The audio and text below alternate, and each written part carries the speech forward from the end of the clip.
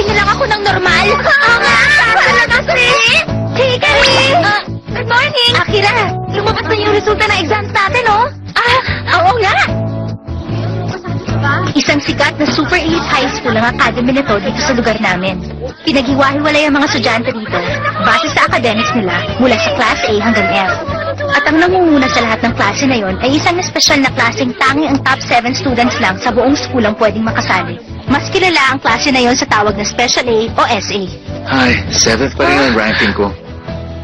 Hi, Hikari. Good morning. Siya si Ryu Tsuji, anak ng isang sports manufacturer president. Ang top 7! Ako naman ang top 4. Hindi nagbago ang ranking mo, Megumi. Ako naman ang nasa 3rd. Siya si Megumi Yamamoto, anak ng music producer at isang magaling na singer. Ako ang top 4. Siya naman si Jun Yamamoto, ang kakambal ni Megumi. Top 3 ang kakambal ko. Good morning, guys! Ay, nako, nagugutom na ako. Tadashi. Ay, Akira, pagluto mo naman ako ng makakain, oh. Ito naman si Tadashi Karino, anak ng board chairman ng school.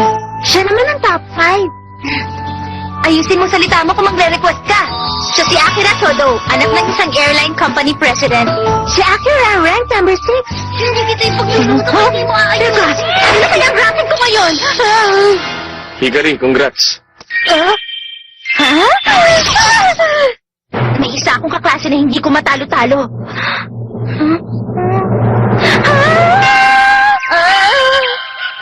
Si Takashima pa rin ang first? Congrats, rank number 2 ka pa rin.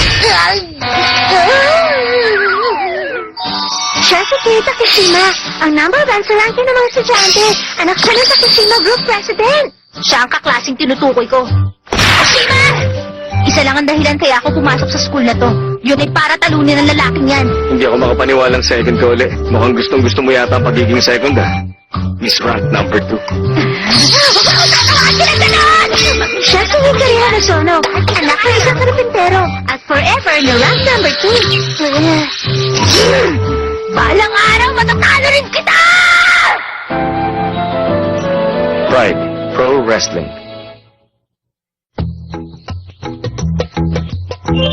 Tignan niyo, para sa snack natin ngayong araw, naganda ako ng raspberry pound cake at roll tea. Wow, masarap yan! Mamaya ka na! Si Hikari na muna ang dapat tumikim. Hikari, dapat mag-break ka naman muna pag tea time natin. Noong 540 AD, sinanakay ni Belisarius ang hukbo ng Ostrogoth. Dudurugin ko si Takashima sa susunod na exam. Habang wala pa malay-malay siyang umiinom ng saa, ang dami ko namang nabasang sari-saring history books. Ganun ba? Ang hindi mo alam, habang nagtsatsa ako, ganito naman karami ang nabasa kong libro. Pwes, kung ganun pala, kayang-kaya ko magbasa kahit nakagusto ako. Talagang dalawang hindi na tumigil. Ang cute talaga ni Hikari pag seryoso siya. Huwag kang malikot. Eto, kumain ka na. Huwag mong ibigay lahat. Huh? Bigyan mo rin naman ako. Bigyan Ano mo ba, naman kayo. June? Pahingi ako, pahingi. Nagsimula na naman sila. Sus, lagi namang nangyayari yung ganyan eh. Balita ko na discharge na mula sa ospital yung student council president. Student council president? Oo, mahina kasi ang katawan niya kaya na-confine siya. Ngayon ko lang nalaman na may student council pala ang school na to. Ang student council position, nakukuha ng mga taga-class A na hindi makapasok sa SA. Yun bang hindi makapasok sa atin? Parang gusto ko tuloy silang tulungan. Malamang, dahil second placers din sila gaya mo.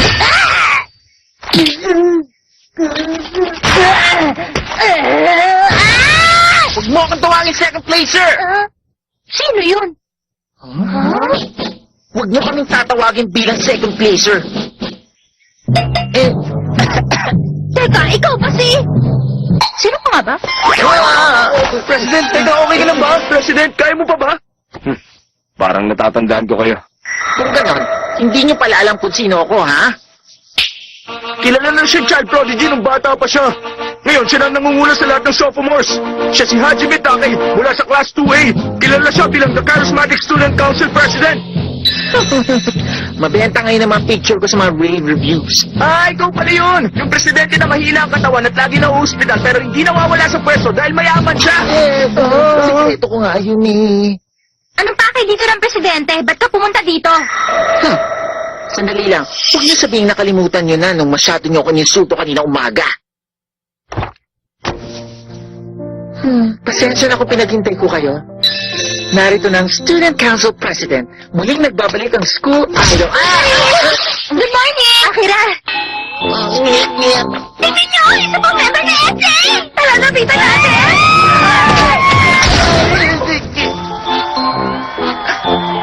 Bakit ganito? Nakakainis sila. Ang yayamang nilang lahat. At dahil nga ron, naisip kong magsama ng mga kagaya kong may ambisyon na labanan kayong lahat. Tutulungin namin ang SA! Hindi naman kaya naiinggit lang kayo? Ano ngayon? Pambabagsakin ko ang SA para ako naman ang purihin at mapansin ang buong school. At dahil doon, may dala akong hidden challenge para sa SA! Ibig mo sabihin, hinahamon ng klase ang SA? Pag natalo na isang taga-klase ang SA member sa challenge, pwede na siya pumasok sa SA. Ano yun? Ba't ka lumalapit? Good luck sa inyo! Pagbutihin niyo, ha? Ha? Humahanga ako sa mga taong malakas ang loob. Humahanga ka? Pasensya na. President! Kung yan talaga ang gusto niyong gawin. Sige, tatanggapin ko ang hamon niyo. Sige, ayusin namin na lahat.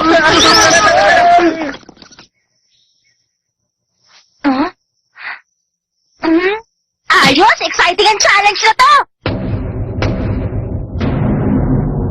May showdown ng SA at ang student council? Wow, hindi na ako makapaghintay! Susunod na natin ng SA! Ito. Huh? Piruin niyo, pro wrestling ang magiging main event ng challenge? Pro wrestling? Parang ang weird naman yata, no? Patingin nga. Ito. Oo nga, no? Huh? Matanong ko nga kayo, sino ba kasing pumili ng pro wrestling? Yung challengers, malayang pumili ng kahit anong evento gusto nila.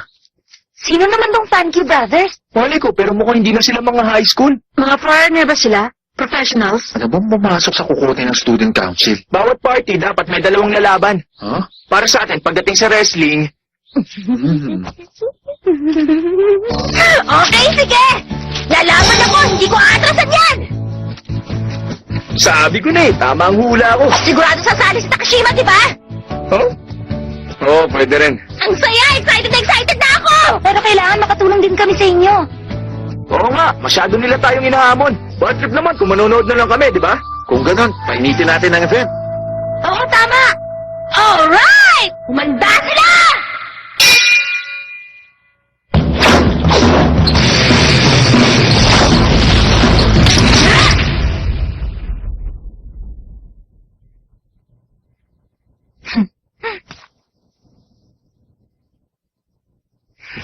Pwede mag-break muna tayo sandali. Pag tinuloy-tuloy natin to, baka bumigay ang gym. Takashima, ano kaya kung mag-contest na rin tayo para sa ating dalawa? Contest? Kung sino ang makakagawa ng pinakamaraming tira, pwede niyang utusan ng isang beses yung natalo niya. Ano? Ang ganado ka na naman, Hikari ah. Oo naman, mahilig ako sa mga contest eh. Sige, walang problema. Pumapayag ako. Okay, deal yun ah. Ngayon nagkasundo na tayo, mag-practice tayo ulit!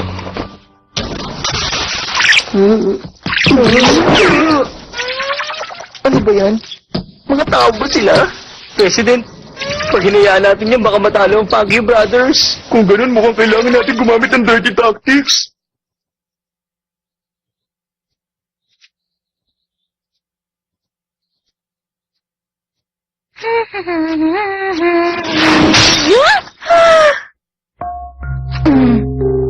Ano ba yun?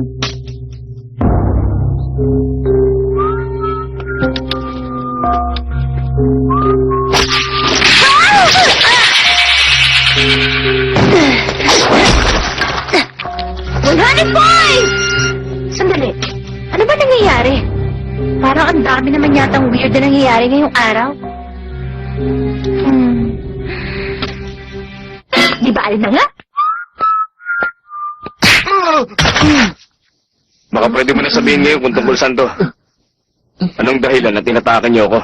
Gusto mo malaman? Inutusan kami ng President ng Student Council ng gulpin ka. Huh? Kung hindi masaktan yung kasama mong babae, swerte siya. Hikari! Hikari!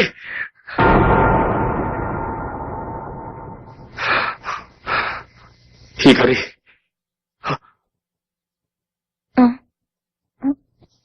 Oh, Takashima, ano yun? nasaktan ka ba? Ako, hindi naman. Mabuti kung ganun. Oh, pero nitong nakaraan, ilang beses na ako muntik madisgrasya. May mga bagay na bigla na lang bumabagsak. Hikari, Ah? buti pa makipagpalit ka na lang kay Ryo o Tadashi. Ha? Ah! Pero bakit? Ang student council ang dahilan kaya munti ka na masaktan. Ano naman ngayon? Tsaka bukod doon, hindi mo naman kailangang ipilit na ikaw ang mag-participate sa laban na to eh. Pero bakit? Ba't bigla mo sinasabi sa akin ngayon ang mga yan? Huwag ka mag-alala, matindi ang training ko. 15 kilometers ang tinatakbo ko. Kaya kong ang buhatin ng pinakamabigat na barbell eh. Kahit isang oso, kaya kong talunin. Hindi. Pero Takashima, malapit na ang laban. Saka sabay naman tayo nagtitraining, di ba? Sige, magpapakaprangka na ako sa'yo. Ayokong sumali ka dahil pabigat ka sa akin.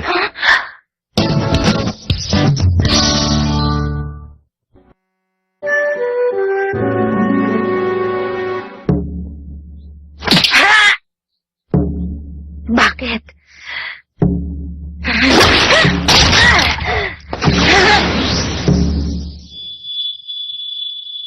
Ayokong sumali ka dahil pabigat ka sa akin. Bakit ka nagsalita na gano'n sa akin? Ha, Takashima? Oh. Hikari, ang lakas mo talaga. Pero Hikari, huwag mo nang pilitin ang sarili mo. Ang sabi ni Takashima, magiging pabigat lang daw ako pag sumali ako. Hindi ba ako karapat-dapat na maging partner niya? Talaga bang pabigat lang ako sa kanya? Dahil sa sinabi niya, para niya na rin sinabing hindi ko siya matatalo. Ano, bilisan mo na. Teka, namimili pa ako. Masyado kang hot. Huh? Oh, kumusta na? Tadashi Ryo, mas mabuting kung pumalit na lang ang isa sa inyo kay Hikari sa laban. Ano? Pero bakit naman ako, ha? Ako naman, mukha ba? Pero ba nangyari kay Hikari? Ha? Pass muna ako. Good luck na lang sa'yo, Tadashi. Ano? Ayoko nga! Mas magaling pa nga sa akin si Hikari eh! Walang problema yon. Pwede kitang i-train kung gusto mo. Hindi! Ayoko!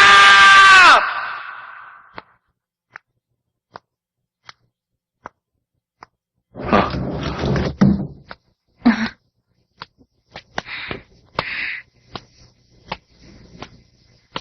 Wala ka bang tiwala sa akin?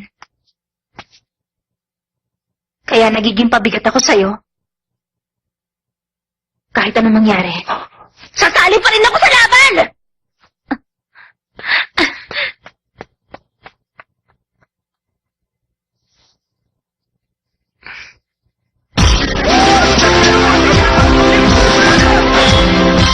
Ladies and gentlemen, nagpapasalamat kami sa pagdating nyo. Ako nga pala si Tadashi Karino, ang magiging referee para sa laban ngayon. Ang mga magiging commentator naman, si Ryu Juji at Akira Todo.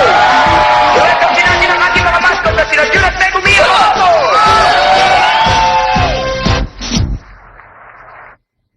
Talaga ba magpupumilit na lumaban, Hikari? Oo naman. Kung ganoon, ako ang mauunang lumaban. Ikaw ang magiging backup ko. Gusto mo na ikaw ang mauna? Oo. Paano kung ikaw ang mauna mabugbog sarado? Ano nang gagawin mo? Hindi ako makakapayag. Excuse, merong delivery para sa inyong dalawa. Galing sa student council. Sa student council? Para po sa inyo. Wow, bukay ba yan? Bakit Takashima? Sige na, tanggapin niyo na to.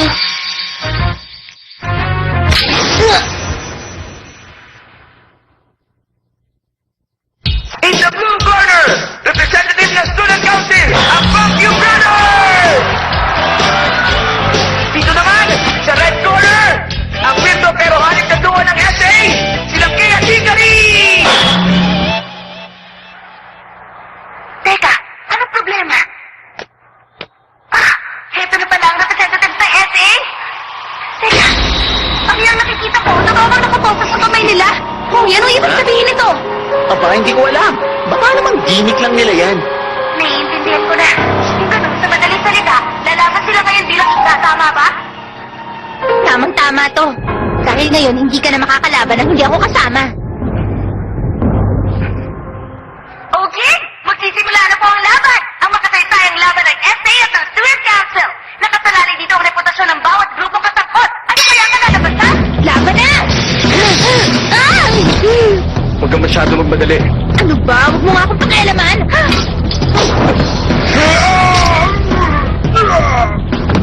Ano ka ba? Hindi mo naman kailangan gawin yun eh.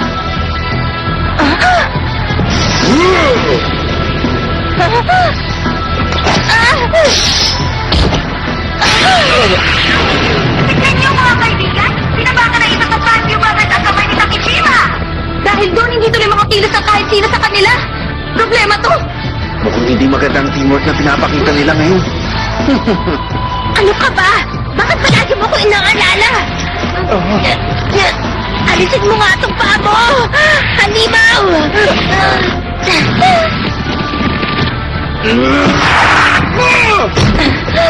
Takeshima! Magtapat ka nga! Bakit ka... Iingat ka. Mukhang susugod na naman sila.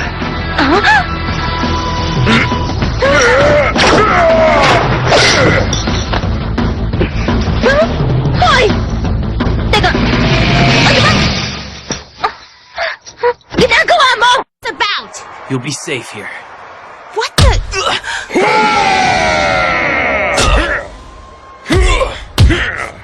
Stop it! Takeshima! No, it's not supposed to be this way! It's okay, Hikari. It's okay. Takeshima! Please! Make it stop! Takeshima! I can't believe it! Who could have foreseen that this would happen? Everything's going according to plan. A plan? Oh, no. Oh, I'm feeling a bit faint.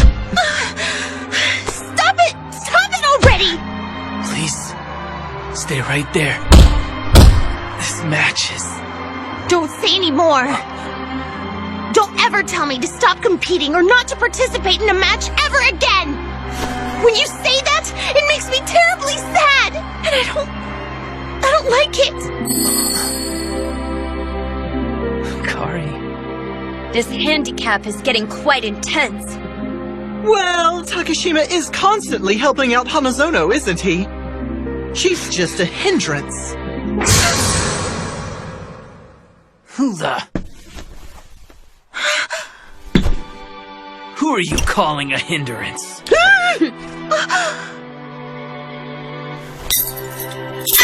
Hikari is an amazing person who won't lose to anyone!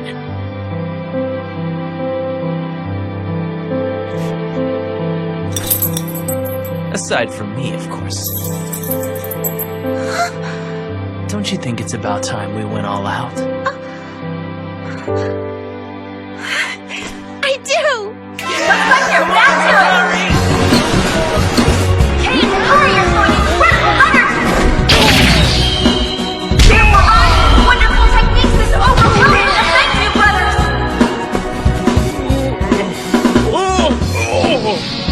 Here it comes. Something double elbow. Did it!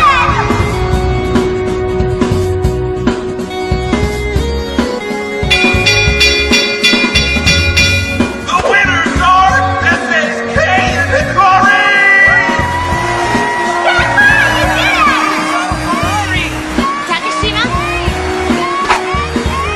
You just wait. You stay in first place. Until I beat you, that is.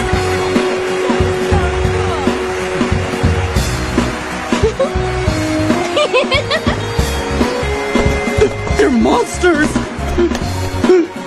Hey, you! Had a lot of fun today. Thanks a lot. Next time, try fighting for yourself, though. Fair and square.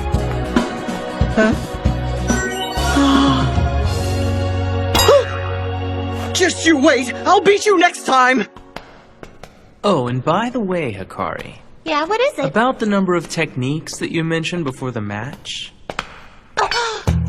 I win 16 to 15. What should I have you do for me? Shoot! Next time I'm gonna beat you for sure! You just wait and see!